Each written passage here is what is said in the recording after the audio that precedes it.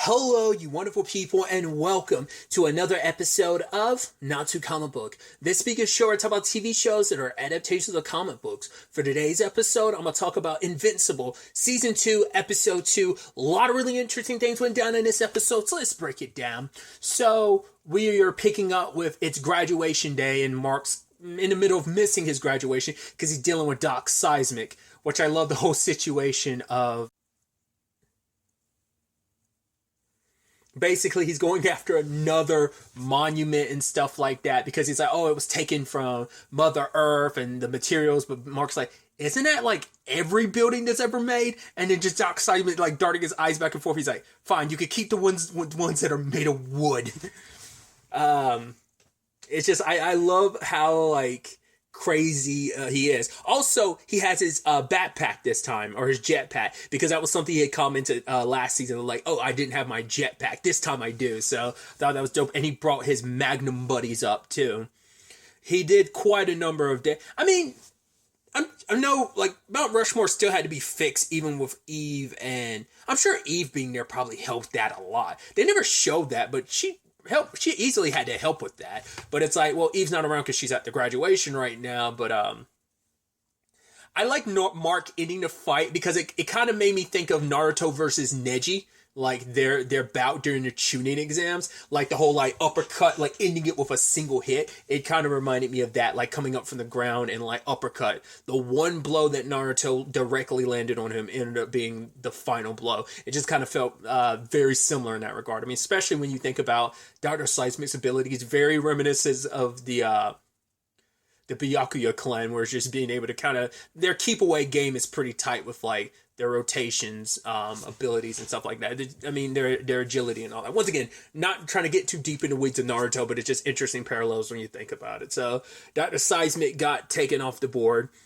But I love that message from Mark, where it was basically that line from Mark was like, yeah, oh, I got to tell you about this villain, Amber. And also he's kind of an example of why you should be against higher education.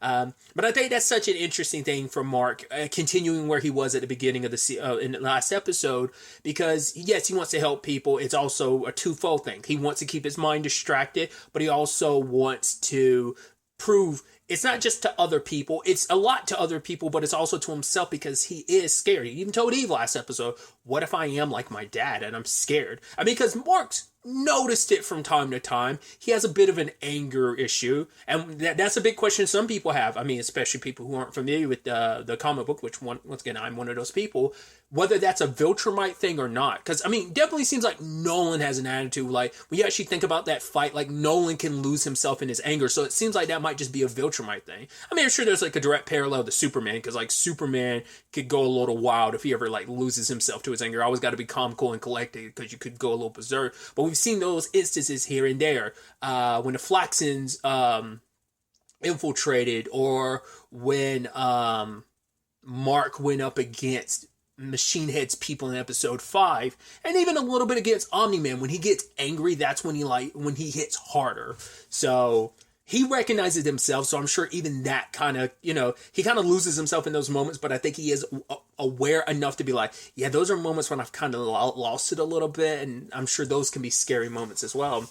And like, it's a real sad thing that him and Debbie aren't really on the same wavelength, because Debbie wants him to kind of take things slow, but for him, he wants to keep diving into work, because it's like, oh, she's like, oh, let's go on a vacation. We need time away, because what have they been doing? Like, ever since everything went down last season, they've basically been staying in the house. And now, she'd be like, oh, we both needed to kind of get out, and getting out didn't do anything. I mean, especially when you think about the fact is they're constantly coming back to the same place. It's hard to go back to life when the life they'd built for themselves over all these years has come crumbling down. Regardless of their frustration at Nolan, it's because it's like, regardless of it, the biggest part of their lives is gone.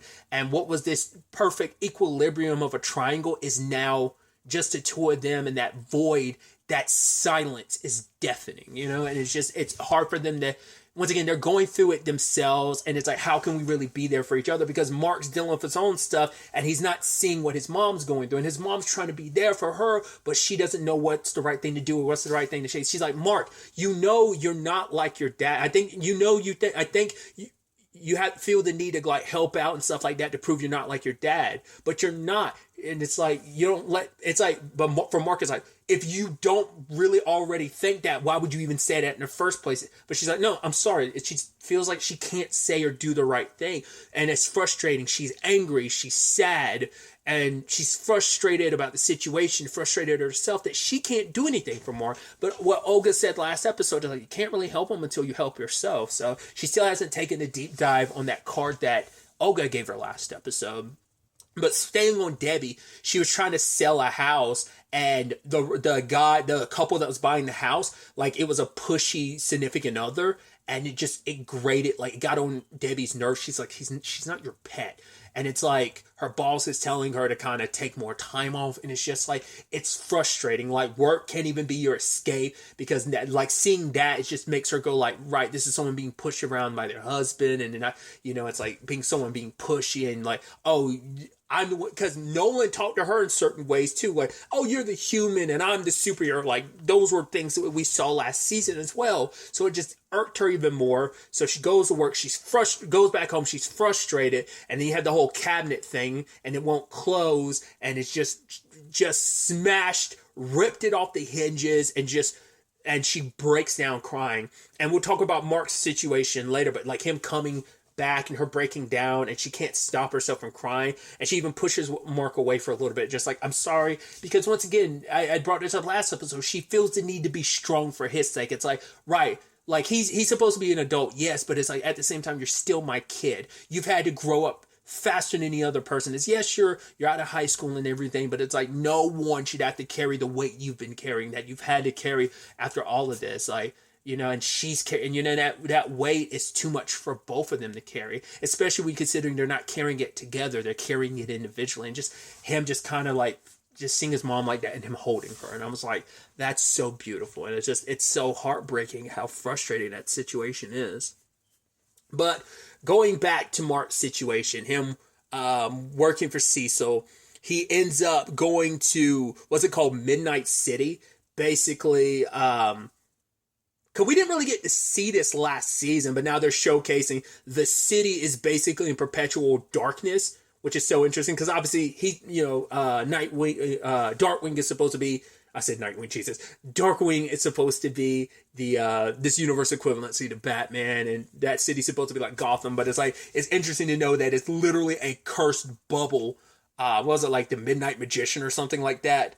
Which, hearing that makes me think of the Shade from DC. The DC universe specifically. He's a character I got to associate with because of the Stargirl TV show. But either way, tangents and all that aside, kind of gives me that type of vibe to some extent. Maybe he's supposed to be kind of the Shade equivalency in this universe. But anyway, cursed is placed to be in perpetual darkness. Because the only time we saw a fraction of the city was last season, when Darkwing was like dealing with some bad guys during the like mid-credit scene where Omni-Man was killing everybody. But I love that while Mark's flying through the city, we see these two guys like hanging onto like these water towers. I'm like, oh, those are the guys like Darkwing like was dealing with during that mid-credits. And he was like, yeah, I'm gonna come back for you tomorrow. But he super died, and they just, I guess no one heard them screaming up there. Because I think Cecil had kind of referenced there's not really like a lot of life there. It's understandable. There must not be a lot of people that live there. There has to be people who live there, but at least Cecil almost made it sound like there wasn't that much living activity there. Maybe mainly only crime happens. But if that's the case, it's even more so like Gotham, because everyone knows Gotham is one of the worst places to live in the DC universe. It's god-awful and crime-ridden. It's like, Gotham sucks. We can all agree, So it almost has that parallel. Probably like not too many people live there. So, but he ends up running into, I forgot his name, but it's essentially Darkwing's assistant, because, I think it's the general rebrand of Psychics, because Psychics has gained a nasty connotation. I mean, that's kind of what Young Justice was kind of built around. Like, no, not Psychics, we're our own heroes. We don't have to be defined by the heroes that we worked alongside of. I mean, hell, even Titans is like that, with like Dick going off on his own, like leaving Robin behind, but even having embraced that and the whole growth from that whole thing. So, but yeah, him trapping, Mark in a like Shadowverse, which I'm like, oh, feels like we might be dealing with that more in the future. That's really interesting. He can slip in and out of it because of tech. But I love Mark, like, no, you're going to stay in here with me. We'll see which one they'll eat first. Because all he wanted to focus on was like, hey, your dad killed Darkwing. You are Omni-Man's son. He's like, okay, you want to say I'm Omni-Man's son? Then we'll stay here and we'll see who gets eaten first. He's like, you won't do that. He's like, didn't you say I was Omni-Man's son? You're not sure of what I'm capable of. They both got out of there, and he knocks the dude out and takes him to Cecil. I guess that was kind of like Cecil's probably going to rein him in to be like, yeah, you're going to maybe put him on the Guardians of the Globe, or at least like kind of keep more of an eye on him. Like, who knows? Because I thought when we were like, oh, there's someone around dressed like Darkwing, I was like, oh, I thought that had something to do with Russ, but apparently it didn't. But we'll finish up with Mark's side of things. So Mark also gets mixed up with the Aquarian people because he has to, because of an old law that basically when the king or whatever, in this case Aquarius, was like murdered, the kin, because I guess if Omni-Man was here, he would have to marry her, but because Omni-Man's gone, it falls on Mark, so he has to marry the Queen of Atlantis, and it's like, I don't want to do that, but I kind of have no choice. But it turns out, oh, that's an old tradition. Oh, sweet. You actually, I thought it was going to be a combat situation to begin with, but it was like, oh, marriage. I was like, that's going to be interesting. But it was like, oh, no, marriage. I'm like, okay, good. But I was like, then we're going back to combat, aren't we? And yeah, we are. So Mark has to face off against like this creature, which made an interesting sound that messed with Mark, which obviously Cecil took note of. It's like, yeah, let's send that to R&D. I mean, it makes sense. There's literally, and not only Omni-Man, you know he's going to eventually come back. I mean, even all of last season, what was Cecil doing? Finding any and everything he could that could be used against Nolan, and couldn't find anything. He found some stuff that could slow him down at best, but nothing that could really like put a full dent in him. So that's probably going to make Mark feel a little complicated. You know, it's like, cool, I'm working for you, and the entire time you're making weapons that could kill me or work on stuff that could hurt me. To be fair, it's like, you got a whole, your entire race is coming to this planet eventually to take over it. So even if it's not Nolan coming back, which eventually will, it is also still the situation of you got the entire like Viltrumite empire coming this way. So you got to be locked and loaded and ready when the time comes. So anything you can get ready for. So at least Cecil's arming himself. Granted, that might come with some complications considering like the mid-credit scene we got with Angstrom Levy, because he's got the knowledge of all these different Angstroms in the multiverse. He's like, okay, so I know, let me go to every universe that's ever stopped Mark or Nolan or Viltrumite. And he goes on one where we have like a gender swapped Donald and Cecil. Maybe Donna and maybe Cecile. Maybe that be the gender swap names. We don't get the names, but I'm just curious, like off the top of my head. But yeah, he learned about like, oh, they hit his dad with some ultimate. What was it? It was some like.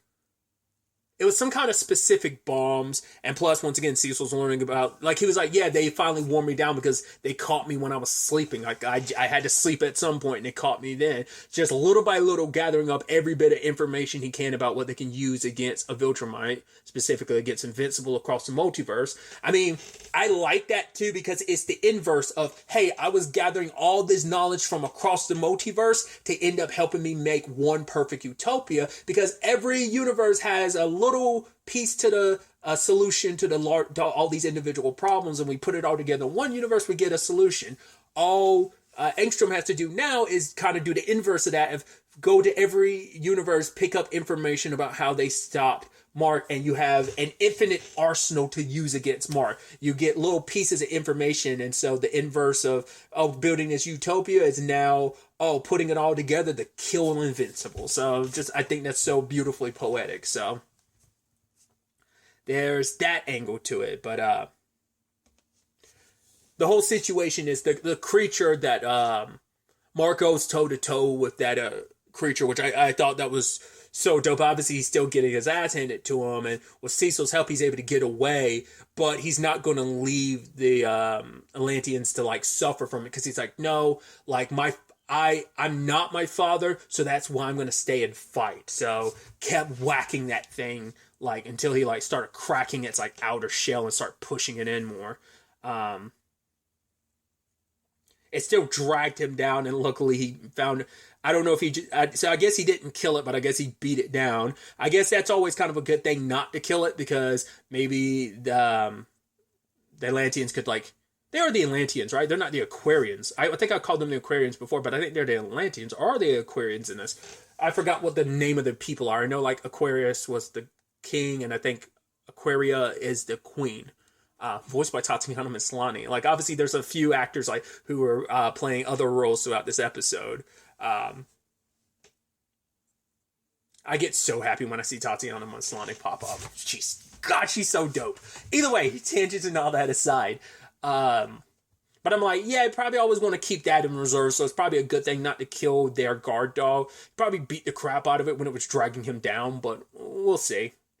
So that worked out in the end. I did also love that sweet moment he had with Amber, who, that's going to be interesting to see that storyline developing, because it feels like that might turn into a bigger thing, because she's helping, like, basically raise fund for, I never heard that term either, the contemporary copter, whatever the word she was that used, and the person she's kind of, like, working at that, the place that she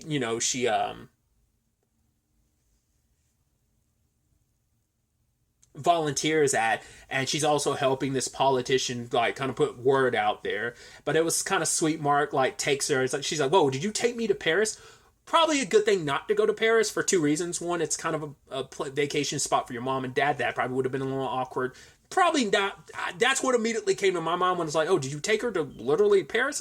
But I love his explanation of, yeah, you only have an hour off, and this is as far as I could take you in that time frame. Because if I try to, like, get you to Paris and back in that time frame, I would have to move so fast that your skin would rip off. So I also love the thing of, like, right, he got interrupted with his date, but it's like, oh, dinner tonight, right? And as he was about to leave, and Amber's looking around like, are you just going to leave me up here? But he comes back and kisses her. It's like, yeah, I got to take you home on the way. I was like, I think that's super sweet. It's moments like that's really dope.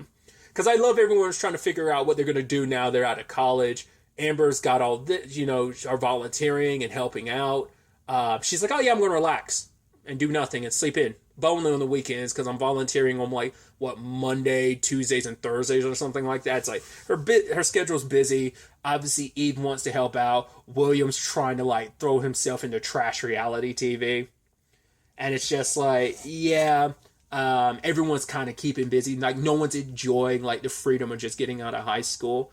I mean, I get it, William. What did I do when I first graduated? Because I technically graduated, like, my credit situation was fucked up in a good way, bad way. Long story short, I kind of technically graduated, like, early my senior year, and what was one of the things I did? And I binged an anime. I binged Katsukiyo Hitman Reborn specifically. Great series if you've never watched it. But yeah, I pretty much, like, binged that over to, like, 2 weeks after I was, like, for 2 weeks. Around the time I graduated, because that's also the time in my my home we got super good internet, and so I was able to stream anime without an issue. Once again, going on a massive tangent, but it's like I feel you, William, except for the reality TV, because I don't care for reality TV. But either way, let's switch over to Eve's circumstances, which I thought was really interesting. That she tries to help out this neighborhood, and she kind of gets criticized by the workers. I figured they'd have some issues, because I'm like, well, it's cool that you're helping out, but aren't you, like, kind of fucking up their hours and their work, because you're actually kind of screwing them out of work? They didn't say that. I mean, the person in charge kind of chastised her, because it's like, right, we don't even know if that's up to code or not, you doing that. But the citizens don't mind, because it's like, dude, like, we've been waiting forever. We've had to live other places waiting for you to repair stuff. And there's even this little section that Eve used her powers and made it into a community garden. It's like, once again, we saw in the special just how, we've seen in season 1, but even more in the special, just how crazy and how far Eve's abilities can go. And she feels good. It's like, right, I'm able to do so much and help so many people. Made a little community garden, put like a swing set and everything. It seemed great. Now she's also dealing with stuff back home, which, things haven't always been the greatest with her mom, but she definitely has a much better relationship with her mom than she does her dad. But it turns out money's pretty tight because of everything that went down. He lost his job. They're kind of like trying to make things stretch. He's now working at Burger Mart, which for her, it's like, hey, I'm able to literally do anything with my powers. I can help out. But I think it is a pride situation of, he's always had issues with her. Like, as we even got to peek into the special, like, he's always had issues with Eve, specifically when her powers developed, and it became too much. And it's just, he's not like, I don't know, like, he seems like there are small moments in that Adam Eve special where it's like, he seemed like a decent guy, and just like, the other 99%, he was just complete and utter asshole. Our experience with him in this show has just been him being 99% an asshole. I think it is that pride of like, it's not only a woman, it's your daughter. It's like his like male ego can't handle it. It's like, oh, she's like your daughter, your child is like helping you out and stuff like that. Which even Eve's like, I get it, it sucks, but at the end of the day, I just want to help, You took care of me and mom for so long. I get it. Like, it sucks to have someone kind of uproot that, but let me help. But then what does he do? Once his pride starts getting hurt, what does he do? He throws it in her face. Like, oh, actually, all that good you did in Chicago wasn't good because you're so busy trying to do your superhero thing, you didn't even realize that maybe you shouldn't have built that community park there because maybe that ground wasn't stable. Luckily, no one was killed, but people were injured. And all she saw was that picture of that mom and daughter, and it gutted because all she wants to do is do good. She walked away from the superhero thing, like not fighting any bad guys, just wants to help people. And now, like, making her dad undermine the good she's trying to do. It's like, fuck him. Because even her, and that's the sad thing too, her mom doesn't speak up enough. Like, and it's a situation where maybe she's kind of like, to be fair, she doesn't get away from him like Eve does. So, I don't know. It kind of reminds me, it's not equatable. It's not a 1-to-1, but it kind of reminds me a little bit of Butcher's situation. Like, the complicated relationship, like his mom, like, obviously he loves his mom, but there's obviously a complicated history there. And like, when it came to their father's, like him and Lenny's dad's abuse, and I think she probably, she was probably a battered wife herself, where it's just kind of like, it's that, not little Stockholmers where it's like, you're just kind of stuck where you are and you probably don't see a way out. And if your kids are able to find a way out, good. But I don't know, like, that's going to rock Eve's, like, to the core, because it's like, right, all I want to do is help him, but am I actually even helping? Because we haven't really gone over, like, it doesn't seem like her ability ever fades away. It seems like it is a permanent thing, but it's just like, yeah, the ground structure she made, like, if she probably knew, like, oh, that ground wasn't safe, she probably would have fortified it better to make it so that, but she focused on repairing stuff on the surface, not what was kind of below ground. So once she repaired that stuff, she didn't recognize, like, oh, there was issues with the stabilization of that area. But her powers could have gone deeper and affected that too. She just wasn't aware of it. So, but it's, like I said, it's going to probably shake her to her core of, like, right, she feels like a failure. It's like, I want to do good here, but I'm not, so we have that. Then we catch up with our Guardians, who are dealing with the fact is that, well, Rex in particular, because we hadn't cut back to the whole him and Kate thing since episode 3. We hadn't cut back to it. So and even Kate was like, no, we're not dating. So I guess it wasn't like, he probably screwed the pooch the moment he was like, yeah, they're not even the real Kate. And what did she say? We're all the real Kate. So he shot himself in the foot. Plus, Duplicate's also finding out, wait, Invincible and Eve weren't dating. That was just some bullshit. You said, okay, cool, you're a scumbag. Who is she sleeping with now? It's Immortal, which, I was about to say, would it be a conflict of interest? Once again, there were already a relationship on Team between Rex and Adam Eve, but it's like, yeah, but I don't know. I don't know if how that's going to work out. Maybe it's going to be a fine relationship, but it's like, poor Rex. He's catching L's left and right. So that's definitely going to be interesting. And they also get introduced to Russ, which we find out about Russ's circumstances. Because I was thinking like, oh, those sequoids or whatever, I thought that's what because we didn't get a clear answer to what that was. And it's like, no, Russ isn't one of them, because that's why I was so confused, because I'm such an idiot. That scene in episode 4 didn't, I was like, how does that work? Oh, because it's a Martian. A Martian saw how shit was going down, so it's like, hey, I'm going to go to Earth and get away from this because these creatures are here to take us. And I'm like, you know what? I'm just going to go back to Earth. And yeah, I've been living as this guy, Russ, and he's trying to make it work. And there's a lot he's trying to pick up on about humans, but he doesn't know enough, which I also love. And it feels so befitting that Russ is voiced by Ben Schwartz, of course. So it's like, yeah, perfect person to play Russ. But I thought it was so interesting that he had saw about oh god, the Martian that was a part, what is essentially Martian Manhunter of the Guardians, and Russ decides like, hey, I'll do that. He was a hero, I'll be a hero too, and he presents himself as, what was his name? Shapesmith is his superhero name. He's pretending just to be a regular human. The problem is his continued like, oh, this is who I am, I'm a human. You're not telling everyone what happened on Mars. I mean, because NASA was like, yo, like some of the astronauts are like, yo, what happened on Mars? We need to be prepared before that shit comes here. But it's like, oh, we should send Invincible to help deal with that. And one astronaut was like, you want to start a interplanetary war? It's like, well, you probably don't know about this, but there's kind of one already heading this way because of the Viltrumites. So yeah, Russ not being honest about that is going to cause more issues in the future, because now we saw the spaceship. They're going to be heading this direction. So that Martian issue is definitely going to be their issue soon enough. I wonder how long it's going to be before Russ is found out. We'll have to wait and see.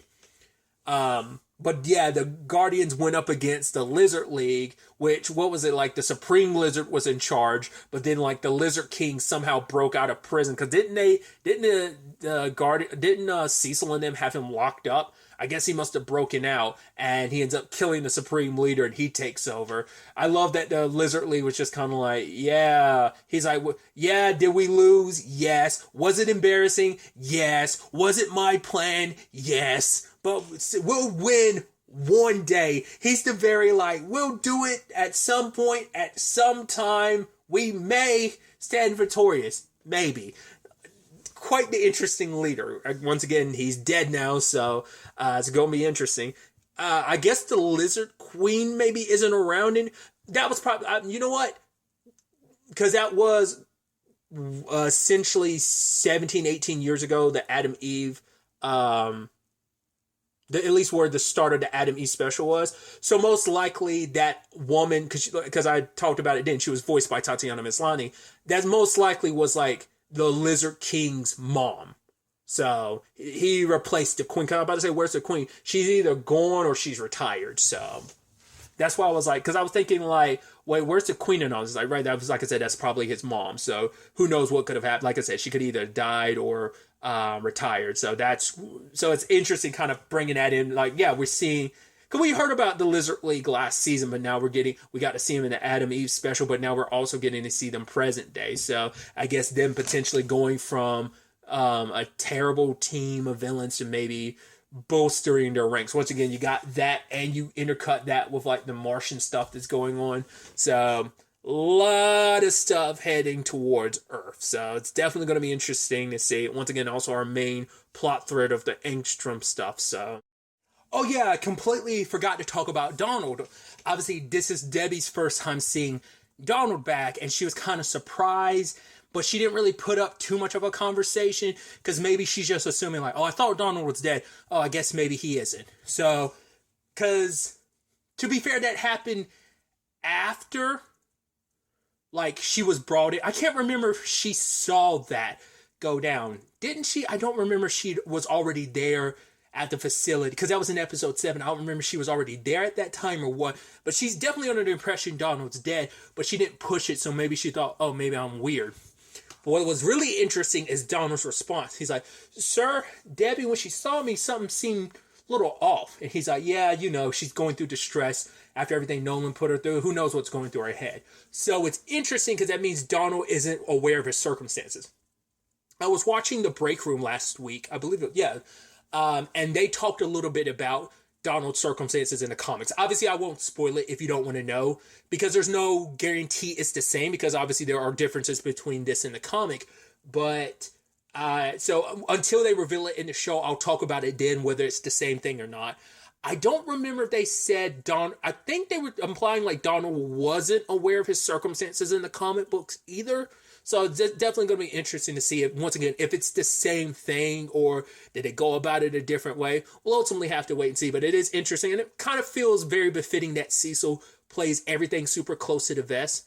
I mean, whatever Donald's circumstances are, how do we know this is the first time this has ever come up? Maybe Cecil's kind of had to been through this rodeo before. It's just most people are unaware. Maybe this is the first time Donald's ever died. Who knows? We'll ultimately have to wait to see where whatever that answer ultimately ends up being. I'm very, very excited to ultimately see where the next episode takes us going forward with all of this. But really, that's all I wanted to talk about. Until the next time we meet, be happy, be safe, live life to the fullest, and enjoy it. Good day and goodbye.